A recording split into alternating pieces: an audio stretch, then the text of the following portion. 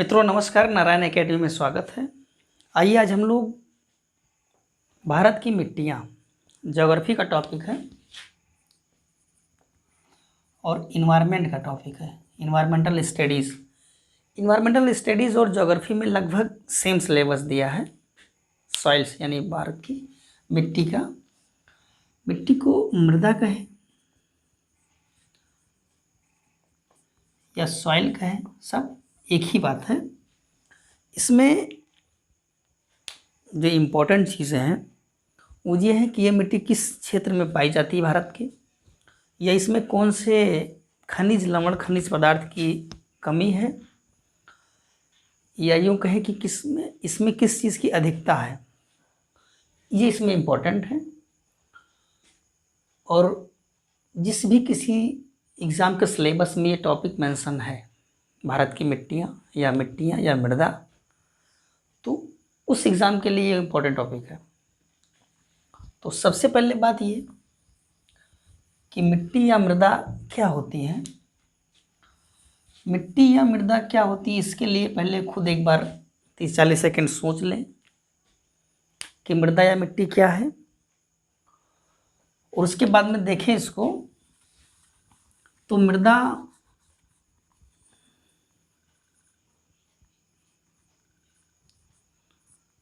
और बड़ा लिखें,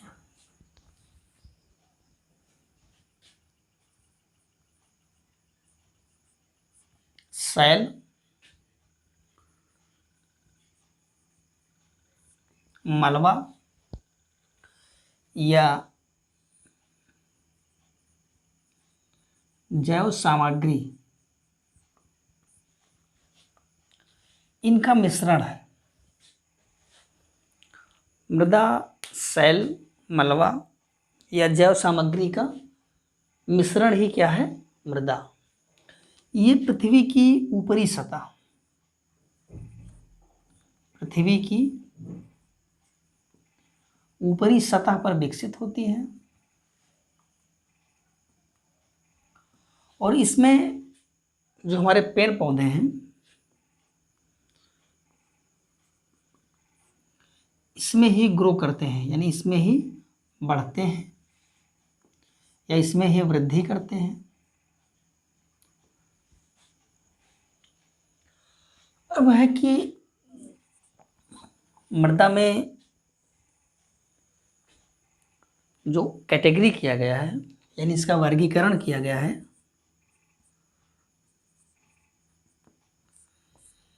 ये वर्गीकरण ICAR इसने किया है। इसका फुल फॉर्म हो जाएगा इंडियन काउंसिल ऑफ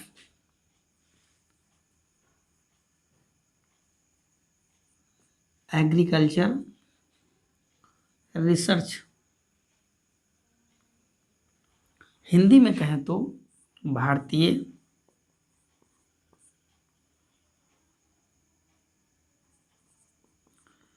कृषि अनुसंधान परिषद। भारतीय कृषि अनुसंधान परिषद ने जो मिट्टी है यानी मृदा, इसको 8 प्रमुख भागों में बांटा है। हाँ, एक इम्पोर्टेंट चीज़ कि इसका हेडक्वार्टर जो है न्यू दिल्ली, यानी कि इसका जो मुख्यालय है वो नई दिल्ली में है। और इसने भारत की मृदा को 8 प्रमुख भागों में बांटा गया है, जिसमें सबसे पहला और इम्पोर्टेंट जलोढ़ मिट्टी या जलोढ़ मृदा, इसी को अंग्रेजी में एलुवियल सॉइल भी कहते हैं। नंबर 2 काली मिट्टी black soil.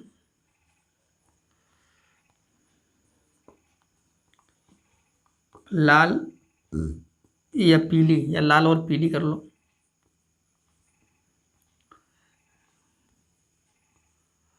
Red and yellow. 4 number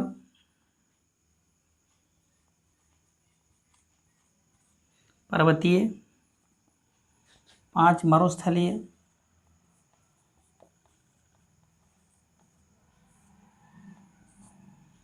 6 number पर्वतीय, मरुस्थलीय, लवणीय,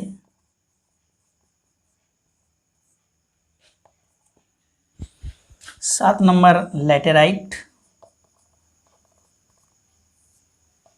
और 8 नंबर पीट। तो ये 8 प्रमुख मिट्टी के प्रकार बताया है आईसीआर ने। तो सबसे पहले हम लोग देखते हैं जलोढ़ मिट्टी।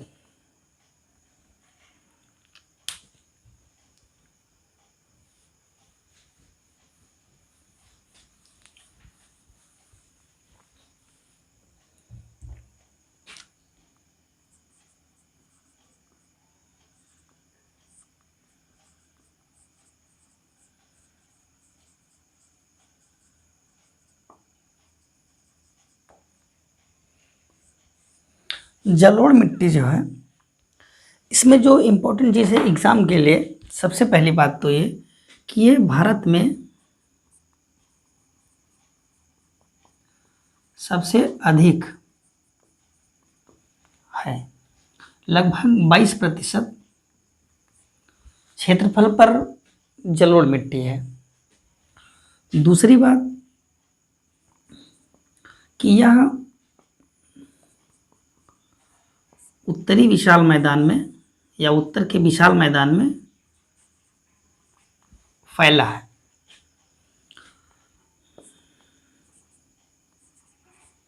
नदी के डेल्टा,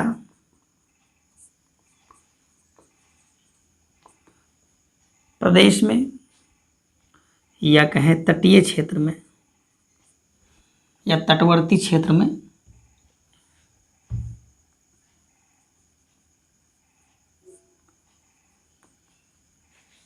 इसका फैलाव है। ये नदियों द्वारा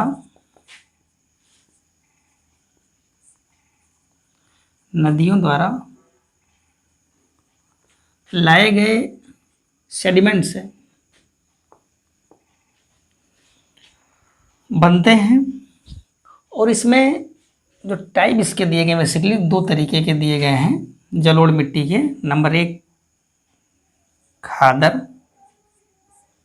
और नंबर 2 बांगर। खादर जो होता है ये नवीन जलोढ़ है और ये प्राचीन जलोढ़ है। नवीन प्राचीन से मतलब है कि नदियों द्वारा लाए गए सेडिमेंट से होते हैं। तो नदियों में जब बाढ़ आता है तो जिस इलाके तक, जैसे मान लीजिए पिछले साल बाढ़ आई थी, वो एक लंबे एरिया तक पानी गया था यहाँ तक। अब मान लीजिए इस साल बाढ़ आई तो यहीं तक गया, तो ये वाली हो गई बांगर और ये वाली हो गई खादर। नवीन जलोढ़ खादर है और प्राचीन या पुराना जलोढ़ बांगर है। ये इसमें इम्पोर्टेंट है कि इस मिट्टी में फास्फोरस,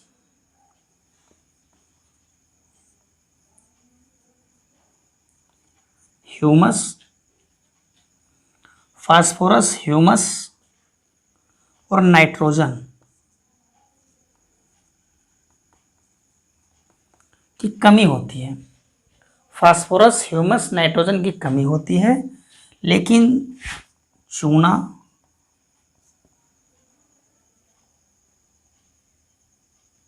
और पोटास पर्याप्त मात्रा में पाया जाता है। चूना और पोटास पर्याप्त मात्रा में पाया जाता है, लेकिन फास्फोरस, ह्यूमस और नाइट्रोजन की कमी होती है। इसमें से जो ज़रूरी बात पूछी जाएगी एग्ज़ाम में, वो ये पूछा सकता है कि जलोढ़ मिट्टी में नाइट्रोजन की अधिकता है, कमी है, कुछ नहीं है, बराबर, इस तरीके से कह करके। और ये लाइन इम्पोर्टेंट नहीं कि भारत में सबसे ज़्यादा कौन सी मिट्टी है या सबसे ज़्यादा क्षेत्रफल में कौन सी मिट्टी है, तो वो जलोढ़ है, काली है, नीली पीली है, क्या है वो, इस टाइप का। तो जलोढ़ इसमें आंसर चला जाएगा। इस टाइप का पूछ सकता है इसमें। अब फिर देखते हैं black soil. Black soil important है। ब्लैक सॉइल में क्या है, काली मिट्टी।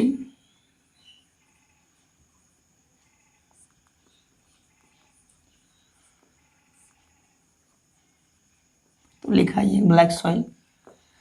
ब्लैक सॉइल में क्या है कि इसको कपासी,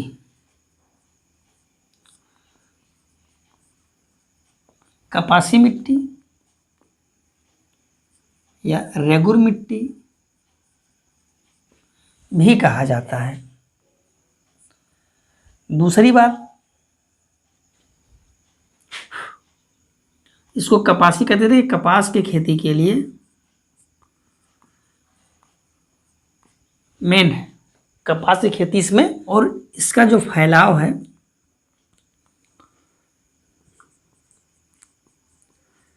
महाराष्ट्र, दक्षिण पश्चिम गुजरात,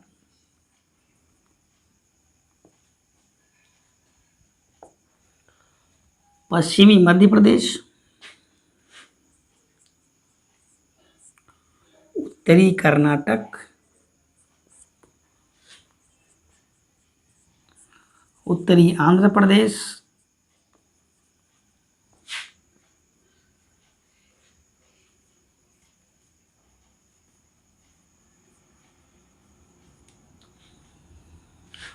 तथा राजस्थान में भी काली मिट्टी पाई जाती है। और काली मिट्टी बेसाल्ट लावा,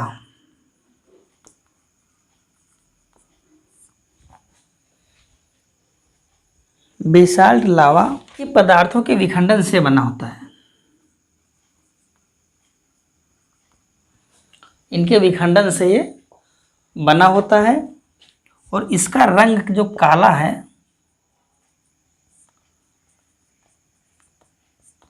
लोहे और एल्यूमिनियम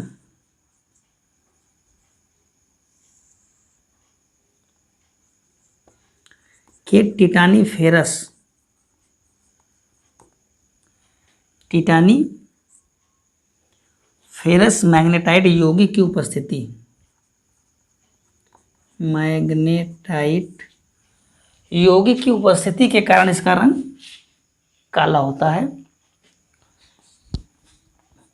और इसमें क्या चीज़ इंपॉर्टेंट बचा, हाँ, इसमें पानी जो धारण करने की क्षमता है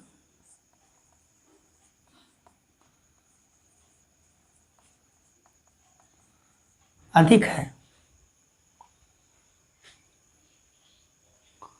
पानी धारण करने की क्षमता इसमें अधिक होती है।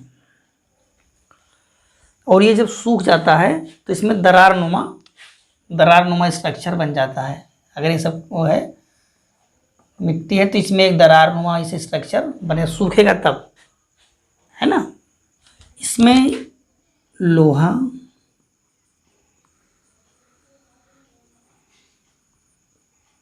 एल्यूमिनियम, चूना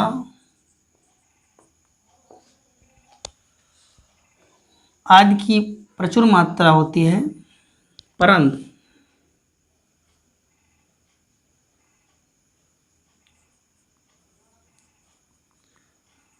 नाइट्रोजन,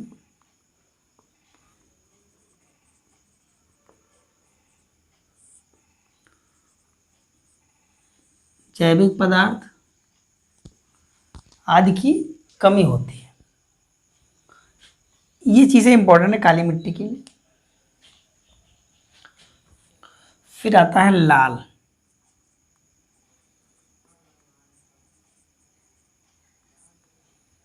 लाल या पीली मिट्टी,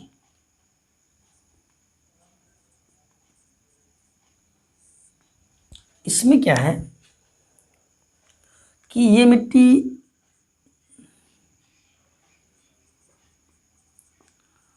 लोहे के ऑक्साइड के कारण लाल दिखाई देती है। और पानी योजित यानी जल योजित जल योजित होने के कारण ये पीली दिखाई पड़ती है। और इसमें जो है नाइट्रोजन,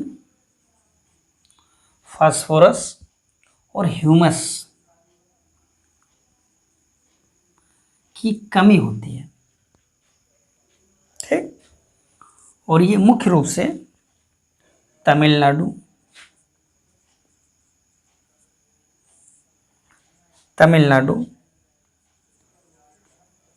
कर्नाटक, आंध्र प्रदेश, उड़ीसा और झारखंड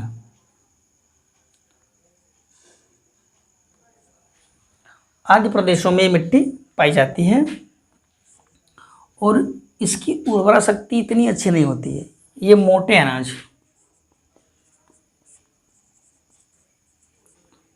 अनाज दलहन और तिलहन जैसी फसल के लिए अच्छी होती है। ये इतना ज़्यादा पूछा भी नहीं जाता है। सबसे ज़्यादा इम्पोर्टेंट जलोढ़ मिट्टी और ब्लैक सॉइल यानी कि काली मिट्टी, ये विशेष तौर से इम्पोर्टेंट है। लेकिन इसमें इतनी बातें पता है तो इससे आंसर जो भी पूछा जाएगा निकल जाएगा। एक चीज़ इसमें और इम्पोर्टेंट है कि इसका जो निर्माण है आग्नेय और रूपांतरित है, कायांतरित है। इसका निर्माण आग्नेय और रूपांतरित चट्टानों के विखंडन से हुआ है। ये एक चीज़ इंपॉर्टेंट है इसमें कि इसका जो निर्माण हो रहा है आग्नेय और रूपांतरित चट्टानों के विखंडन से हुआ है। बस इसमें इतनी चीज़ें इंपॉर्टेंट है। फिर है पर्वतीय मिट्टी।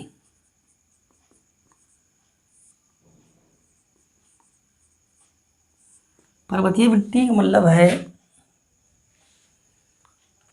Mountain soil.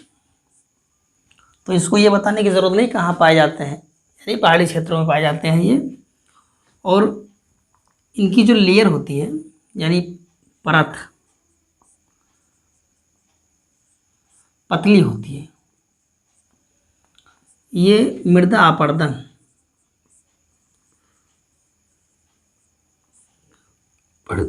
की समस्या होती है, यानी इनमें मृदा अपरदन की समस्या होती है, इसलिए ये इनकी लेयरें जो है पतली हो रही है।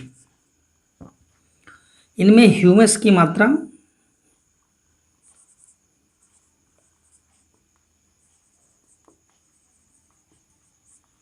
ह्यूमस तो बहुत होती है लेकिन ये अनडिकम्पोज होता है, अपघटित नहीं होता है।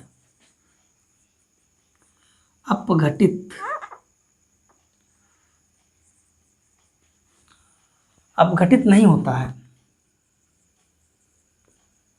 तो उसका कोई मतलब नहीं है।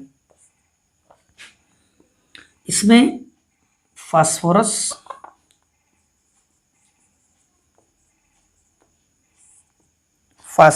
पोटास, चूना आदि की कमी है। इनकी उर्वरा शक्ति इतनी अच्छी नहीं है, उर्वरा शक्ति। और इसमें एक इम्पोर्टेंट बात है कि इसमें बागवानी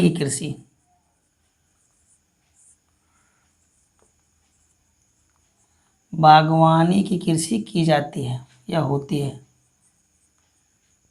ठीक, इतनी चीज़ें इसमें इम्पोर्टेंट है पर्वतीय मिट्टी में। और अगर इतनी बातें पता है तो एग्जाम में आएगा तो इससे आंसर निकल जाएगा। अब आता है मरुस्थलीय मिट्टी।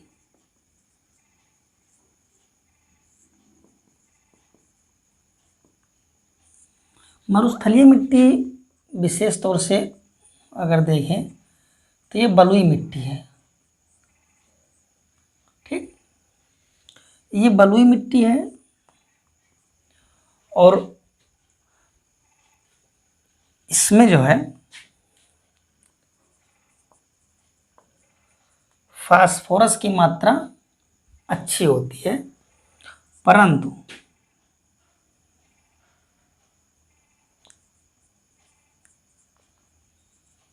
नाइट्रोजन यानी N2 और ह्यूमस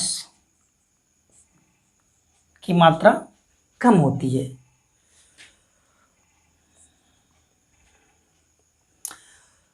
ये मिट्टी एक अनउर्वर यानी इसकी उर्वरा शक्ति अच्छी नहीं होती, अनउर्वर मिट्टी है, इसलिए इसमें ज्वार, बाजरा, रागी, तिलहन आदि की खेती होती है।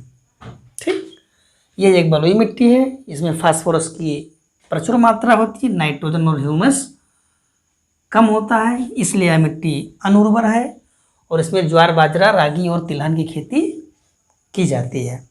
इसको यूँ कह लें कि मोटे अनाज की खेती होती है इसमें। ठीक,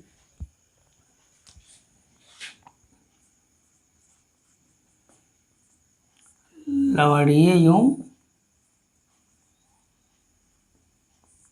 क्षारीय मिट्टी, ये क्या होती है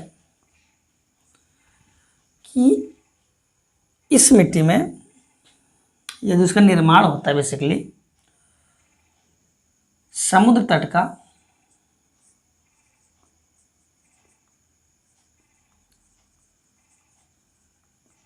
नमकीन जल फैल जाने के कारण इसका निर्माण होता है। या यूं करें कि शुष्क जलवायु जहाँ होती है और जल निकासी का अभाव होता है,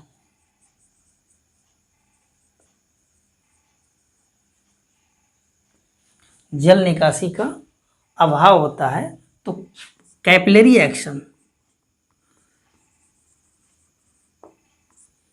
इसके कारण क्या होता है कि जल नीचे जाता है और इसकी जो मिट्टी है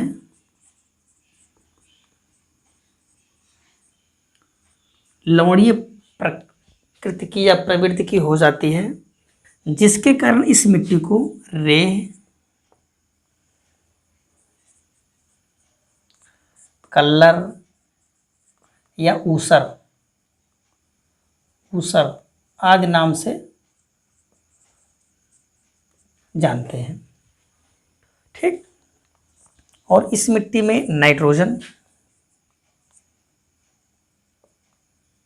ह्यूमस आदि की कमी होती है, नाइट्रोजन और ह्यूमस की कमी होती है। और यह जो है दक्षिणी पंजाब, दक्षिणी हरियाणा,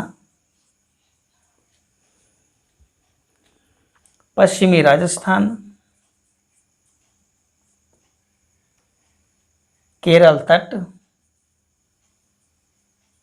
है ना, आदि क्षेत्रों में ये पाई जाती हैं। बस शायद और तो कुछ इम्पोर्टेंट है नहीं इसमें और कुछ ऐसा इम्पोर्टेंट नहीं है। अब बचा पीट मिट्टी और लेटराइट मिट्टी। अब आती है लेटराइट मिट्टी।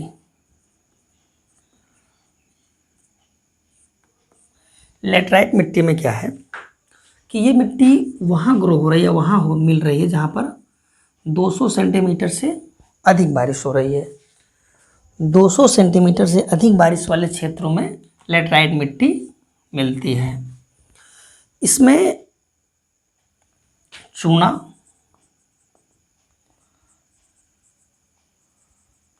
पोटास और ह्यूमस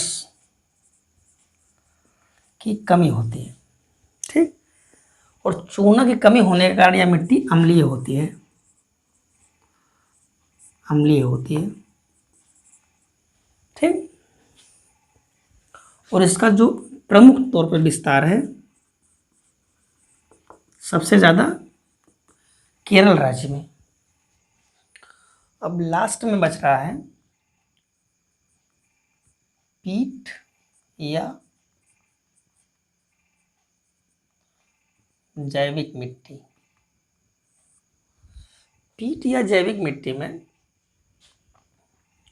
इसमें क्या है कि ये मिट्टी काली,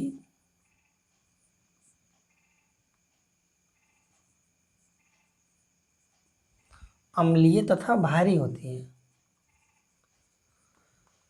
यह दलदली क्षेत्रों में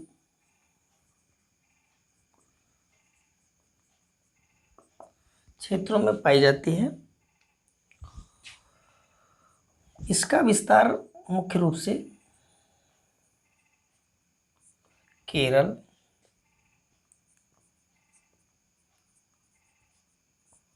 सुंदरबन तथा उत्तराखंड का अल्मोड़ा जिला इस मिट्टी का प्रमुख क्षेत्र है। इसमें बहुत अधिक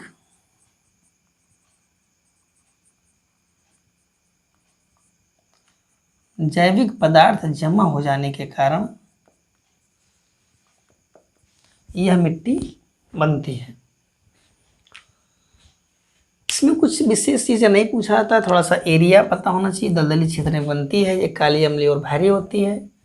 इससे ज़्यादा इसमें कुछ नहीं आएगा और ये शायद आज तक पूछा भी नहीं गया होगा। तो ये रहा मिट्टी भारत की। इसमें जो चीज़ें बच गई होंगी थोड़ा सा, इससे कुछ बचा नहीं होगा, लेकिन जब क्वेश्चन का टाइम आएगा इसका तो उसमें कुछ चीज़ें और क्लियर हो जाएंगी, जो चीज़ें रह गई होंगी। तो ये लेक्चर यहीं तक का। और अब तक जिन लोगों ने चैनल सब्सक्राइब नहीं किया प्लीज़ सब्सक्राइब करें। और अगर कोई प्रॉब्लम है तो नंबर क्या छोड़ो, चैनल सब्सक्राइब करें। और कोई डाउट है तो मैसेज करें, कमेंट करें, शेयर करें। धन्यवाद।